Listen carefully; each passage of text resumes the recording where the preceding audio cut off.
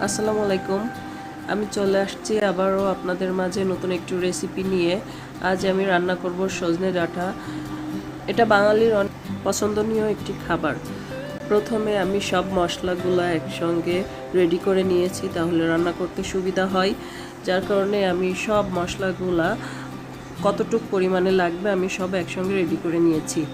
এবার আমি ফ্রাই প্যানে হাফ কাপ পরিমাণে সরিষার তেল দিব। সরিষার তেলের ভিতরে আমি প্রথমে চিংড়ি মাছটা দিয়ে ভালোভাবে ভেজে নিব। চিংড়ি মাছটা ভাজা হয়ে গেলে আমি এখানে 7-8টা কাঁচামরিচ, পেঁয়াজ এবং রসুন একসঙ্গে পেস্ট করে রেখেছিলাম সেটা দিয়ে দিচ্ছি। দিয়ে একটু কাঁচা ভাবটা চলে যাওয়া পর্যন্ত কষিয়ে নিব। সামান্য পরিমাণে পানি দিয়ে দিচ্ছি। এবার আমি শুকনা মশলাগুলো দিয়ে দেব। হলুদের গুঁড়া 1 চামচ, জিরার গুঁড়া 1 চামচ, ধনিয়া গুঁড়া 1 চামচ এবং 1 চামচ লবণ দিলাম। স্বাদ অনুযায়ী লবণ দিবেন আপনারা।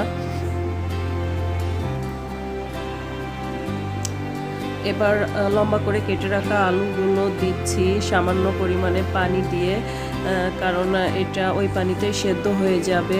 যার কারণে আমি সামান্য পানি দিয়ে ঢেকে দিচ্ছি।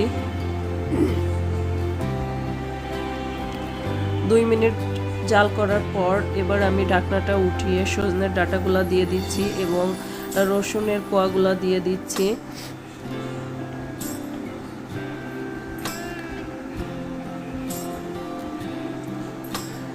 এবার এখানে ভালোভাবে কষানোর জন্য আমি একটু পানি দিয়ে দিলাম। পানি দিয়ে ঢেকে দিচ্ছি। ঢেকে দিয়ে আমি 5 মিনিট জাল করব।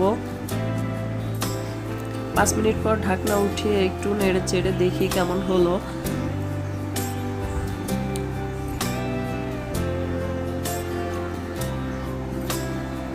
মিডিয়াম আঁচে জাল দিয়ে কষিয়ে নিতে হবে। বেশি আঁচ দিলে পুড়ে গেলে কালারটা নষ্ট হয়ে যাবে। যার কারণে মিডিয়াম আঁচে আমি রান্না করছি।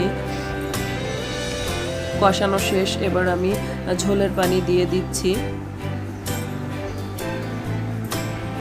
ঝোলের পানি দেওয়া হয়ে গেছে, ফুটে উঠেছে। এবার আপনারা লবণটা চেখে নেবেন। দেখুন কত সুন্দর হয়েছে রান্নাটা। আপনারা এভাবে রান্না করে খেলে অনেক টেস্ট হবে, অনেক মজা, অনেক স্বাস্থ্যকর একটি খাবার। এটা সকলেই অনেক পছন্দ করে। আপনারা এভাবে অল্প সময়ের ভিতরে এটা রান্না করে নিতে পারবেন। ভিডিওটি ভালো লাগলে অবশ্যই লাইক, কমেন্ট, শেয়ার করতে ভুলবেন না এবং সাবস্ক্রাইব করে চ্যানেলটির সঙ্গেই থাকবেন। আল্লাহ হাফেজ।